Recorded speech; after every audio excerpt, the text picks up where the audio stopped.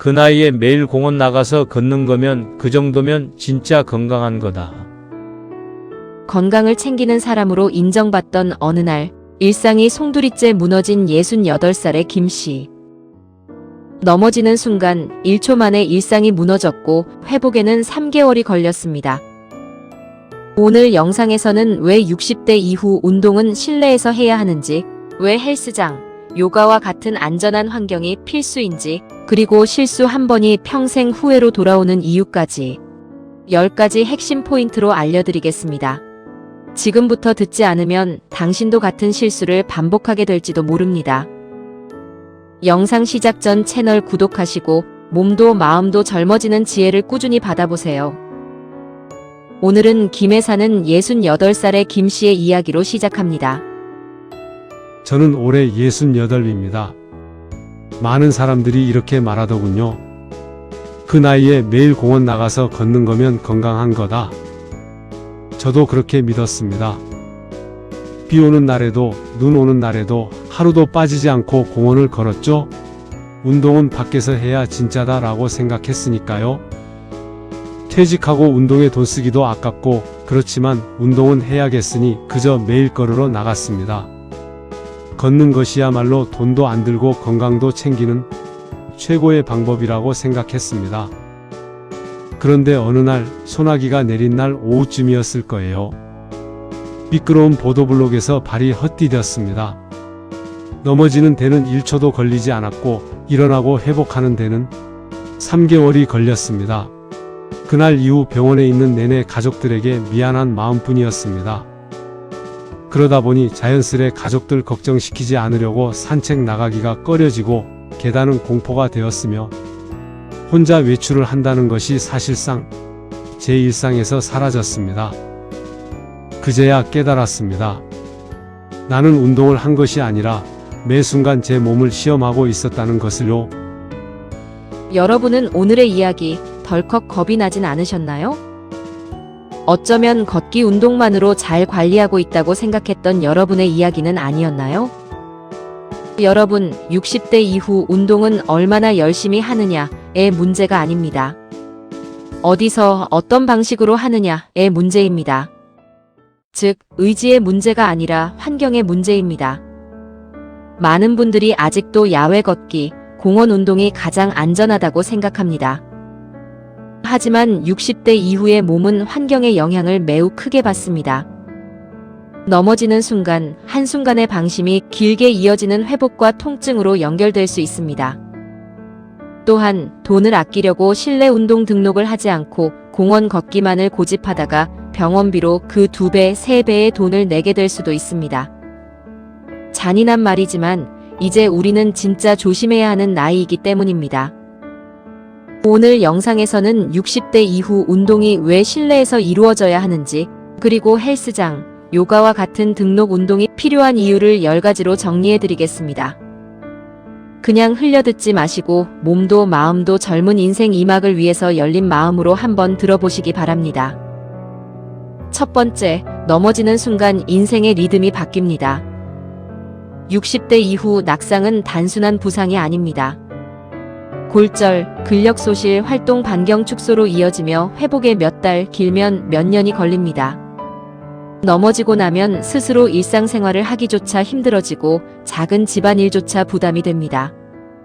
실내 운동은 바닥, 손잡이, 기구 덕분에 낙상 위험을 최소화할 수 있습니다. 또한 넘어졌을 때도 즉시 도움을 요청할 수 있는 시스템이 되어 있고 도와줄 수 있는 전문가가 항상 곁에 있는 것도 장점입니다. 두 번째, 날씨는 생각보다 잔인합니다. 추위는 혈관을 수축시키고 더위는 심장에 직접적인 부담을 줍니다. 실내 운동은 온도와 습도가 일정해 몸이 놀라지 않고 운동에만 집중할 수 있습니다. 비와 눈, 강한 바람 같은 환경 요인에 노출되면 근육과 관절이 긴장하며 부상의 가능성이 높아집니다.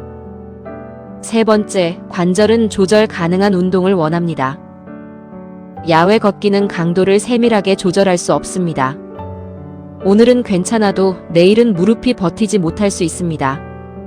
조금만 무리해도 관절 통증이 생기고 장기적으로 퇴행성 관절염으로 이어질 수 있습니다. 헬스장 기구는 무게와 범위를 세밀하게 조절해 관절을 보호하면서 근육을 키울 수 있습니다. 네 번째, 걷기만으로는 근육을 지킬 수 없습니다.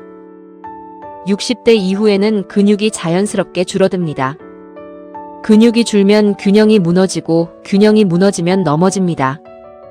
단순히 걷는 것만으로는 코어 근육과 하체 근력을 충분히 유지할 수 없습니다.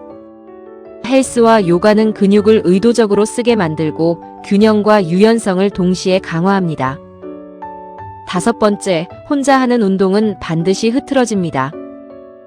오늘은 춥고 내일은 피곤하고 결국 운동은 핑계부터 생깁니다. 등록된 공간은 운동을 결심이 아닌 일정으로 만들어줍니다. 함께하는 사람이 있거나 정해진 스케줄이 있을 때 꾸준함이 생기고 포기 확률이 줄어듭니다. 여섯 번째, 자세는 스스로 교정되지 않습니다.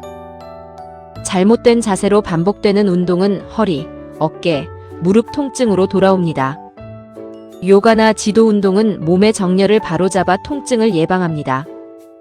특히 60대 이후에는 작은 습관만으로도 통증이 생기기 때문에 전문가 지도는 선택이 아닌 필수입니다.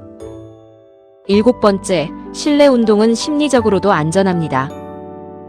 야외에서는 주변 시선, 속도, 비교가 생깁니다.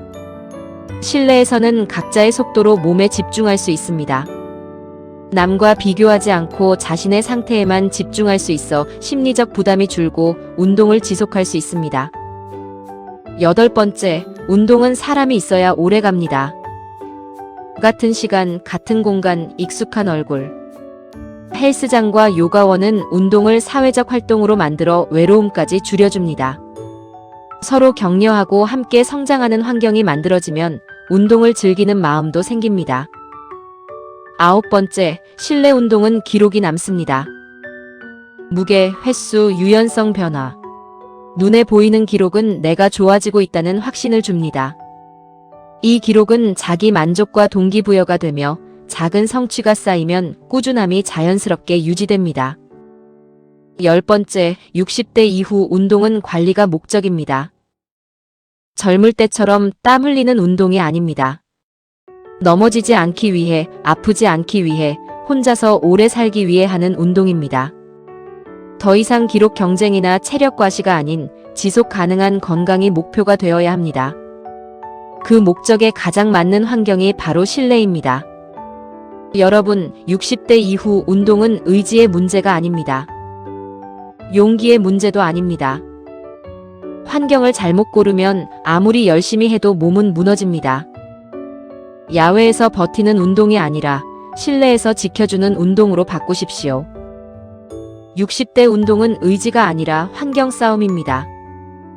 이제는 몸을 안전한 환경에 맡기고 꾸준히 올바르게 오래 살아갈 준비를 해야 할 때입니다. 오늘도 내일도 안전하게 움직이십시오.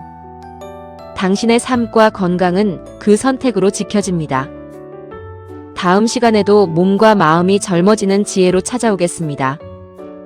영상이 좋으셨다면 좋아요와 채널 구독 부탁드립니다. 감사합니다.